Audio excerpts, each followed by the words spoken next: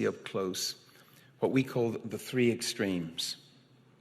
It's an unholy trio of extreme poverty, extreme climate, and extreme ideology.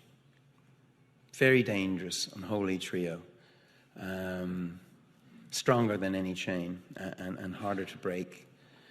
So some of Africa is rising and some of Africa is stuck. The question is whether the rising bit will pull the rest of Africa up or whether the other Africa will weigh the continent down. Which will it be? Stakes here aren't just about them.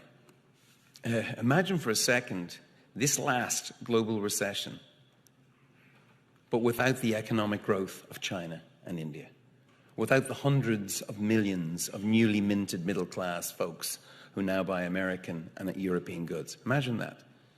Think about the last 5 years. Rockstar preaches capitalism. Wow. Sometimes I hear myself and I just can't believe it. But commerce is real. That's what you're about here. It's real. Aid is just a stopgap. Commerce, entrepreneurial capitalism takes more people out of poverty than aid. Of course, we know that. By 2050, Africa's population is going to be twice the size of China's. Africa is going to be big and it's going to be young. 60% of Africans right now are under 25. Can you imagine that?